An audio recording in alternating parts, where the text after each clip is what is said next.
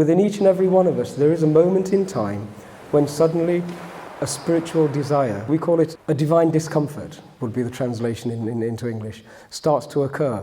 And when that occurs in a person becomes, one, less selfish, two, desiring to connect with community, desiring to do good. And that little instinct has been harvested and subverted by these people who would wish to enslave humanity for their own purposes for thousands of years. And not only does it then prevent that full flowering of the human form into a complete, mature human being, it also, we feel it as an act of violence upon that person. Now, India has an interesting teaching for the West, and it's going to happen more and more now. Some of you may have seen Shashi Tharoor visiting this country. Have you heard of Shashi Tharoor, the United Nations under General Secretary? Okay, he's written a book called Inglorious Empire, and within it he catalogues atrocity after atrocity, attitude after attitude, and he's not asking for reparations in a financial sense, even though the catalogue of events monetarizes the impact of the British on India. He also introduces a notion that it was not just purely a commercial enterprise. He introduces the notion of the fact that it was an Anglican jihad. Okay? Now those are emotive terms, but for 250 years there was a concerted effort to deconstruct not just the economic structures in India, but the psychological, the religious, the spiritual, and the intellectual. The education system was absolutely destroyed. The mechanisms that we had, we used to have a teaching whereby, a structure whereby in forests people would devote their existences to internalizing and to try and stabilize and tranquilize themselves to such a degree that the deepest aspects of their being would be allowed to come forth. We had an intermediate group whose job was to interact with the forest dwellers and to interact then with the rulers. So kings would have one or two people who were actually appointed to be that bridge and go-between. And then we had teachers and so on. That middle tier was completely obliterated, first by 800 years of Islamic invasion, and then by 250 years of very concerted, meticulous, the British are known for being meticulous, of meticulous deconstruction. And yet, despite all of that, no other nation has had over 1,250 years of assault and still managed to retain its core identity. And the reason is that its core identity is based on wisdom and harmony. Wisdom and harmony at every step.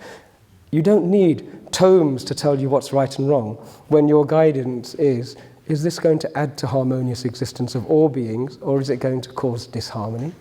And am I willing to learn from each and every step of the way? If you approach life in that way, you will get a resurgence, and we're seeing that resurgence in India now. There are legal instruments which are now beginning to be talked about. The 1871 Criminal Tribes Act, for example, which was introduced by the British, and they just declared 250 tribes in Bengal as being criminal by birth.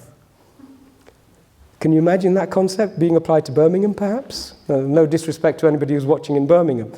But just at the stroke of a pen, they were able to declare anybody who was resistant to the British rule at that time as being criminal by birth. In 1947, when the British left, there were 13 million Hindus who were living in concentration camps being policed by Anglicans.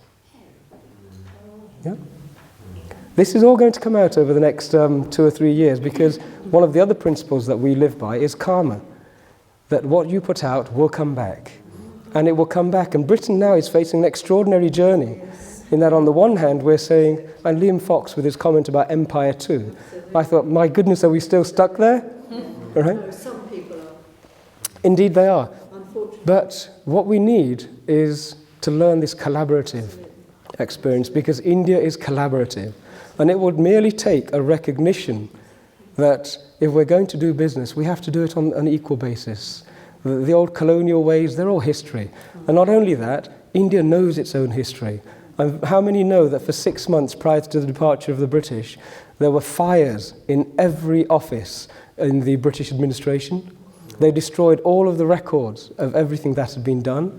Kenhope House in Somerset has actually got a stash of those records. These are all becoming public knowledge now.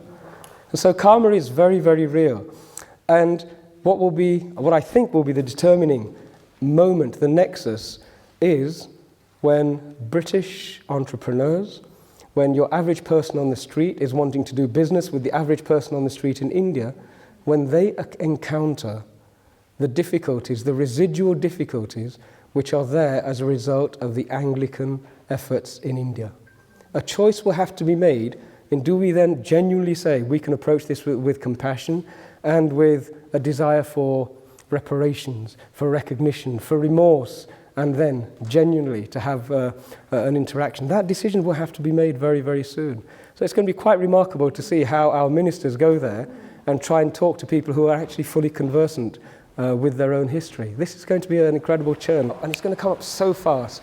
So let's be ready for it.